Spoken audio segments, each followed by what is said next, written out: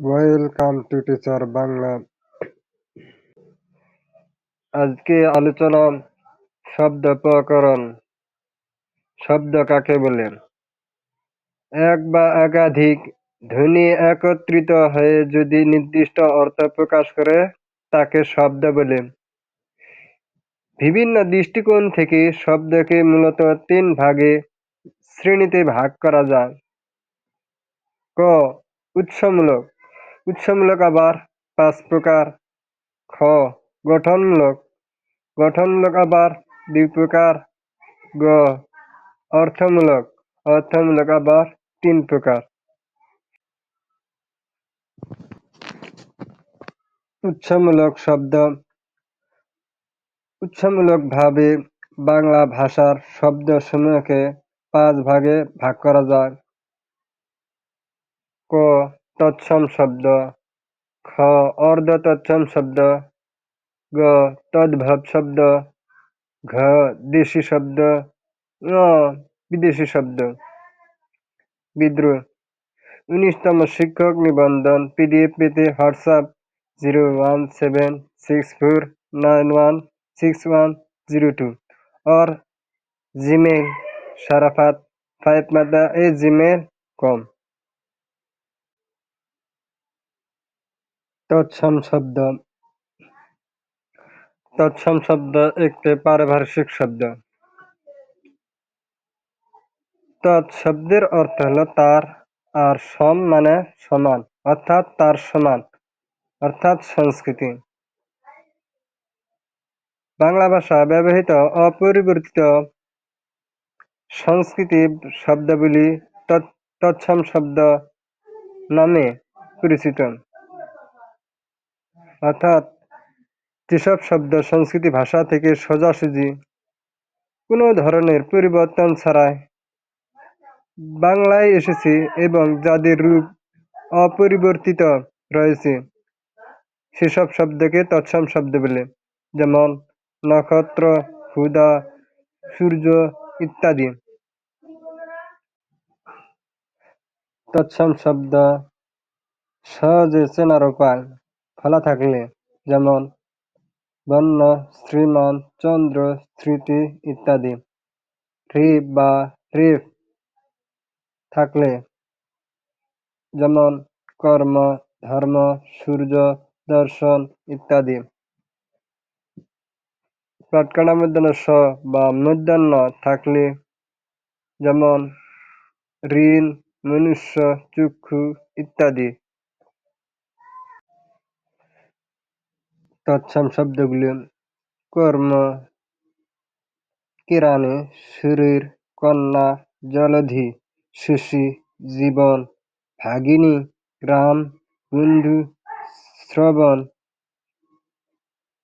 ধর্ম, কিশোর, কর্ণ, জনক, শ্রীমান, গগন, জীবিকা, জলদ, ভূমি, দর্শন, পদ্ম, পত্র, লবণ, বৎস, জননী, সঞ্চয়, নক্ষত্র, হস্ত, জল, দাস, রাত্রি, বণিক, আগমন, সিংহ, মানব, পিতা, প্রবেশ, জলধি, পত্র, নীর, নদ, বধূ, প্রাক্ক্ষণ, বৃক্ষ, সন্তান, জন্ম, মাতা, যুদ্ধ, সিন্ধু, শয়ন, প্রস্থান, নদী, ক্ষমতা, প্রশ্ন, ভ্রাতা, ভুবন, শ্রুত, ক্ষমা, শ্রী, মনুষ্য, কল্য, নিত্য।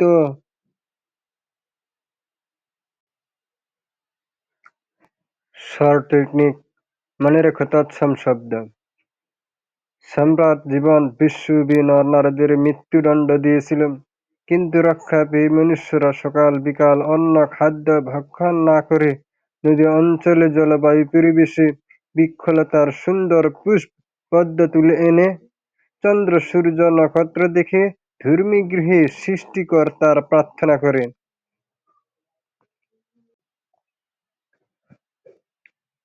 অর্ধ তৎসম শব্দ কি? অর্ধ তৎসম শব্দ সংজ্ঞা: বাংলা ভাষায় কিছু শব্দ কিঞ্চিৎ অল্প পরিবর্তিত আকারে ব্যবহৃত হয়, তাকে অর্ধ তৎসম শব্দ বলে। তৎসম মানে সংস্কৃতি, আর অর্ধ তৎসম মানে আধা সংস্কৃতি। যেসব শব্দ সংস্কৃতি থেকে আংশিক পরিবর্তিত হয়ে বাংলা ভাষায় এসেছে তাদেরকে অর্ধ তৎসম শব্দ বলে। যেমন: জোছনা, জ্যোৎস্না, শ্রাদ্ধ, শ্রীরাদ্ধ, গৃহিণী, গিন্নি, বিশ্ব, বৈষ্ণব, কিঞ্চিৎ, কুৎসিত, এভাবে শব্দ হবে।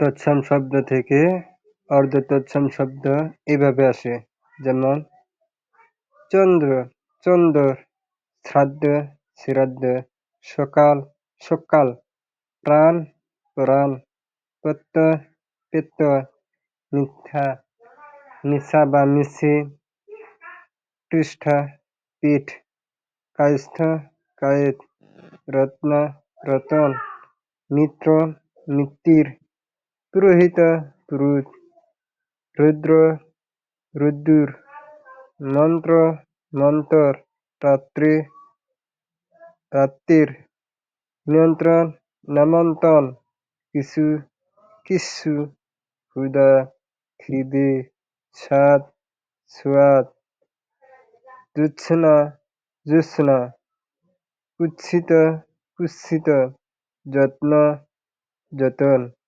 যজ্ঞ, যজ্ঞী, গৃহিণী, গিন্নি, উচ্ছিষ্ট, উচ্ছিষ্ট, বৃষ্টি, বৃষ্টি, বিশ্রী, বিশ্রী, সূর্য, শ্রুষ, শ্রী, শ্রী, সত্য, সত্যি, পিত্ত, পিত্তি, বৈদ্য, বৈদি,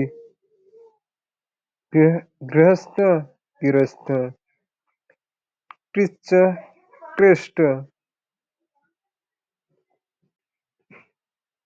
তদ্ভব শব্দ কি? তদ্ভব শব্দের সংজ্ঞা: যেসব শব্দের মূল সংস্কৃত ভাষা পাওয়া যায়, কিন্তু ভাষার স্বাভাবিক বিবর্তন ধারা প্রাকৃতের মাধ্যমে পরিবর্তিত হয়ে আধুনিক বাংলা ভাষায় স্থান করে নিয়েছে, সেসব শব্দকে তদ্ভব শব্দ বলে। তদ্ভব একটি পারিভাষিক শব্দ। এর অর্থ তৎ মানে তার বা সংস্কৃতি, আর ভব মানে উৎপন্ন।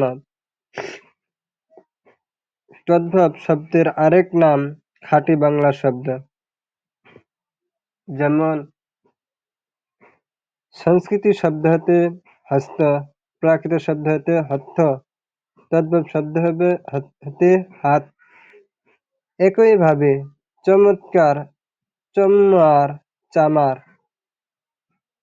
মৃত্তিকা, মৃত্তিকা, মাটি, এই তদ্ভব শব্দগুলো খাঁটি বাংলা শব্দও বলা হয়।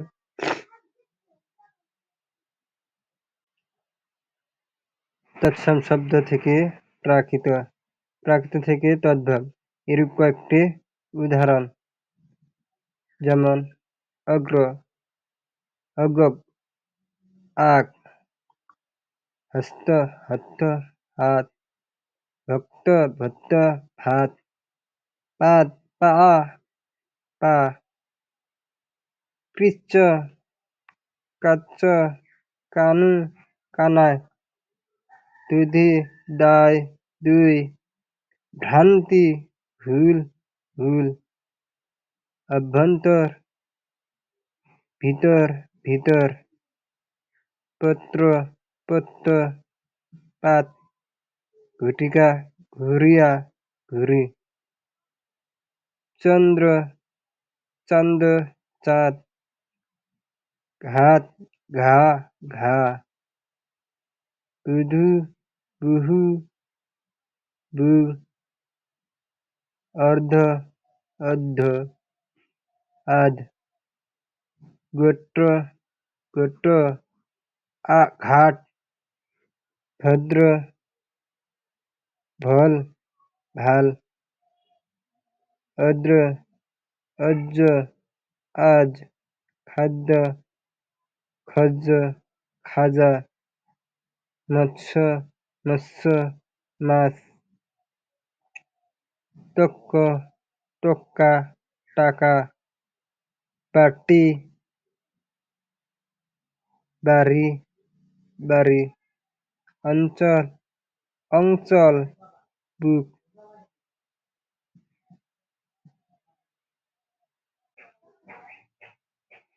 সবাইকে ধন্যবাদ। সবাইকে ধন্যবাদ।